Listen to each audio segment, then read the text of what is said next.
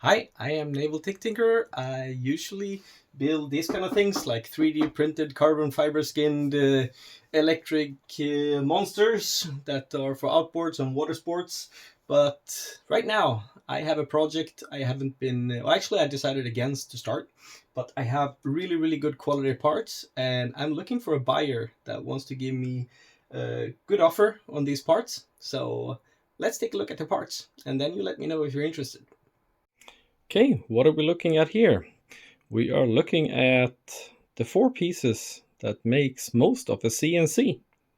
And I had planned to build my own, and I decided against it because I have many other projects that I want to do.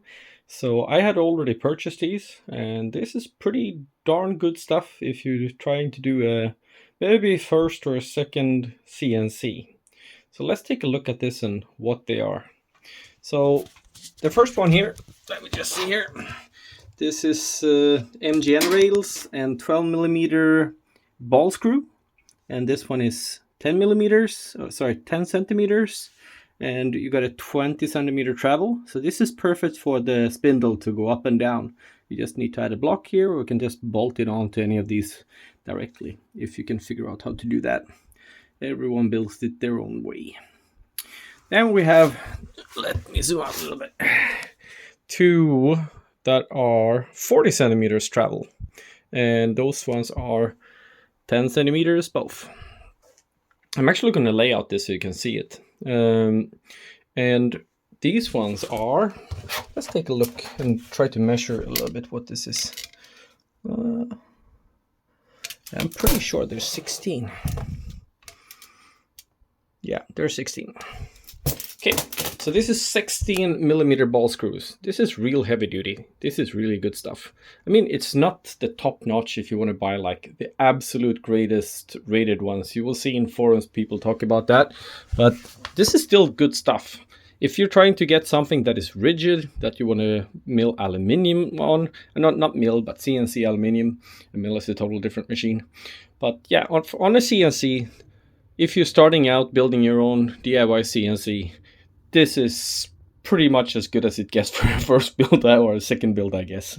I mean, sure, others do it, go crazy, but yeah, if you're into these things, you know this is quality things.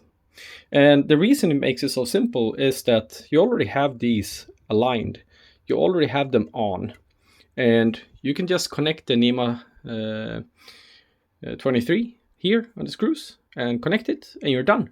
It moves. You have a moving platform. So that's the reason I got these ones.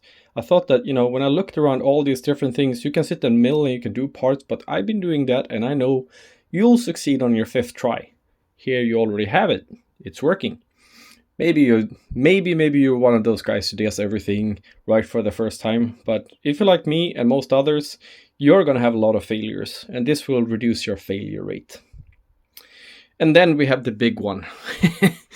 This is HGR 15 rails, I think. Real heavy duty. We can also measure. So if the other ones was, let's see, what is it? Yeah, it's 40 millimeters. So 40 millimeters aluminium plus the HGR 15. That brings a total of depth of almost 55 millimeters. So yeah, that gives you a lot of resistance against the bending moment in the Y direction when it's moving. And I'm going to show you soon why. And then we have fat blocks here. We have a big aluminium plate. I mean, you could take that off and do your own if you want to have the Z axis connected here.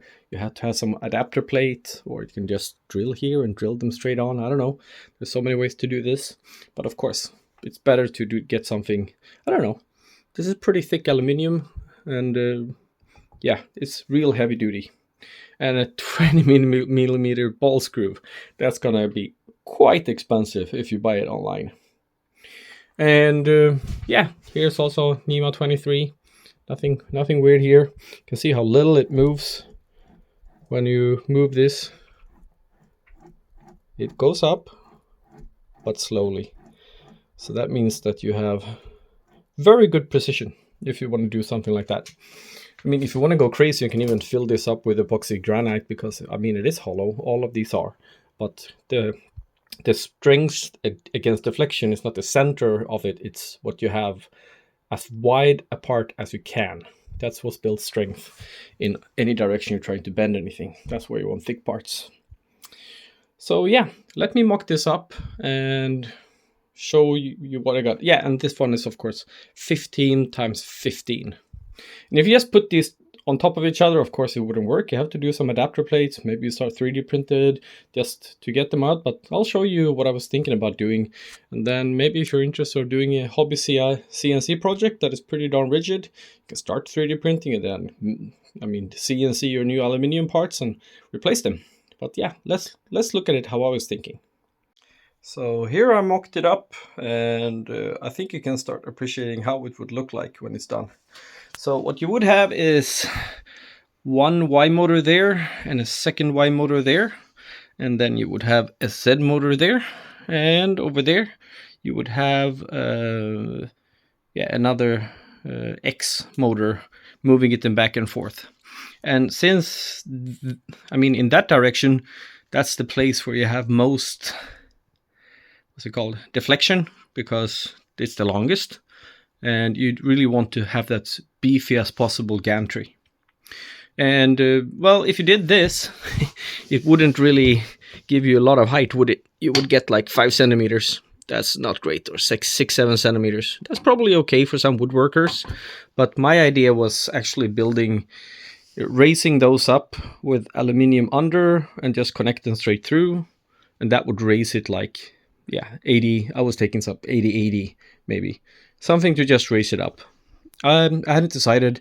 I was thinking maybe of doing it of steel and just making a steel frame under. That's one way to do it. But you kind of see the idea here. And the way you would connect these is here you would do something like an L bracket that comes from here and then goes down here to keep this stable. And just have to figure out how to connect this one here, and you're done. So I would probably look at changing that bracket out, but the absolute easiest thing to do is to just have a hole straight through here, straight through that one, and then have it standing there, dead center. Maybe you want some way to tilt it also a little bit to adjust. You can put shims, like many do in the DIY community, but I just wanted to give you kind of an idea of the size. So what would this build be? Well, it would give you 700 millimeters of travel. That is pretty big. That is pretty darn big, I would say. And you would have 40 in that direction. And the reason for this is that this is a build that actually can fit in a lot of places. I don't have a huge space in here, as you can see, so I wanted something that you could, you can, if you want to do something big, you can just feed it this direction, and then you can either tile and keep going. If you put it dead center in the room, you can put it on a table and just keep going and going and going, or you take the piece out, flip it around, and put it in. But to be honest, most of us don't do that big pieces. So for me, this was kind of a way to get to a CNC that was pretty simple to build, and then you don't have to do lots of mechanical work, because when you start going into the rabbit hole, you can see that you can go crazy when it comes to going down the rabbit hole. And the really good thing here is that if you think about if it's moving or pushing the spindle or router in this case in the Y direction back and forth here, so what you get is steel far from the center, and that brings a lot of rigidity. And these HGR 15 rails, they're thick. They're like, I think 15 millimeters. So in this direction, it's going to be pretty darn strong. And if you really think that that's not strong enough, well, it's really easy. You just use these and bolt something straight through, and you will get even more rigidity, because the thicker you make it, the further from the center line you put some material, the more stiff this become. But this is already really thick and heavy. So I think that would be overdoing it as a start. As always, try to get somewhere, build it, get it working, and then see if you really need or want an upgrade. But I hope you enjoyed this, and if you're interested in buying these parts, let me know. Give me a decent offer. I know in the CNC community we're usually really nice to each other and help each other out, and I really appreciated all the help in buying these components from the community. So yeah, I'll give you a good price, but yeah, give me a fair deal. Cheers.